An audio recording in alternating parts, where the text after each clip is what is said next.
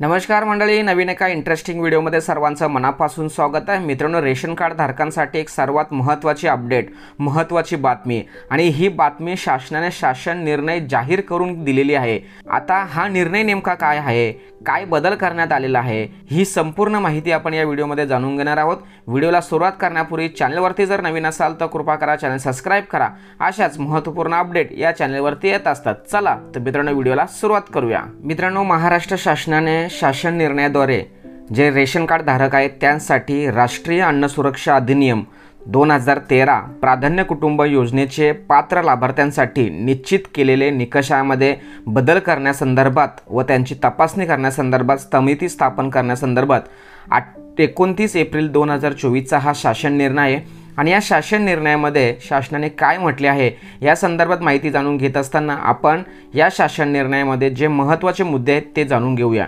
शासन निर्णय दिनांक 17/12/2013 नुसार राष्ट्रीय सुरक्षा अधिनियम 2013 अंतर्गत लाभार्थ्यांची निवड करण्यासाठी निकष ठरवण्यास लक्ष्य निर्धारित सार्वजनिक वितरण व्यवस्थेअंतर्गत लाभ घेत असलेल्या B1 मधील लाभार्थ्यांपैकी ज्या लाभार्थ्यांनी सन 2011 मध्ये विहित नमुन्यात वार्षिक कौटुंबिक उत्पन्न नमूद केले आहे त्या उत्पन्नानुसार शहरी भागात कमाल 59,000 पर्यंत वार्षिक कौटुंबिक उत्पन्न असणाऱ्या लाभार्थ्यांचा पात्र लाभार्थी म्हणून व ग्रामीण भागामध्ये 44,000 पर्यंत वार्षिक कौटुंबिक उत्पन्न असणाऱ्या लाभार्थ्यांचा प्राधान्य कुटुंब योजनेस पात्र लाभार्थी म्हणून समावेश करण्याबाबत निर्णय घेण्यात आला आहे।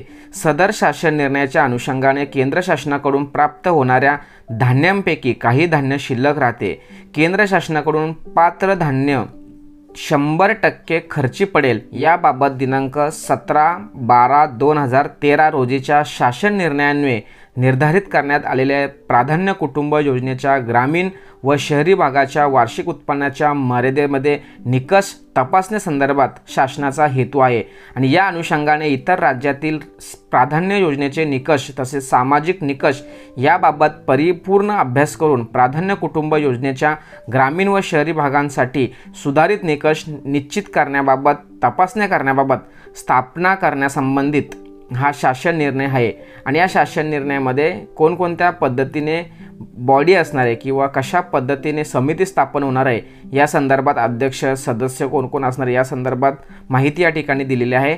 मित्रांनो, या शासन निर्णयानुसार असं आपल्याला जाणून घेता येईल की यापूर्वी जे कुटुंबधारक होते म्हणजे रेशन कार्ड धारक होते त्या रेशन कार्ड धारकांना धान्य मिळत होतं। तर शहरी भागामध्ये 59,000 रुपये जरी उत्पन्न असेल तर अशा लोकांना धान्य मिळत होतं। ग्रामीण भागामध्ये 44,000 उत्पन्न असणाऱ्या लोकांना धान्य मिळत होतं। परंतु आता हे उत्पन्न कुठेतरी वेगळ्या दिशेने आहे। काही लोकांचे उत्पन्न जास्त आहे परंतु ते कागदोपत्री कमी उत्पन्न दाखवून रेशन धान्य घेतात। तर हे चुकीचं असल्या कारणाने शासनाने या संदर्भात एक समिती स्थापन करून याबाबत योग्य तो निकष ठरवण्यासंदर्भात हा शासन निर्णय प्रसिद्ध केलेला आहे। मित्रांनो, या शासन निर्णयावरून आपल्याला असं लक्षात येईल की काही दिवसानंतर तुमच्या उत्पन्नानुसार तुम्हाला काहींना धान्य मिळेल किंवा अन्यथा धान्य मिळणार नाही। त्यामुळे आपली जी माहिती असते ती माहिती योग्य पद्धतीने अचूक शासनाकडे देणं गरजेचे आहे। मित्रांनो, अतिशय महत्त्वाची इम्पॉर्टंट माहिती असल्या कारणाने ज्या लोकांना धान्य मिळतं किंवा मिळत नाही या लोकांसाठी ही माहिती अतिशय उपयुक्त असल्याने त्यांना शेअर करा, त्यांच्यापर्यंत पाठवा।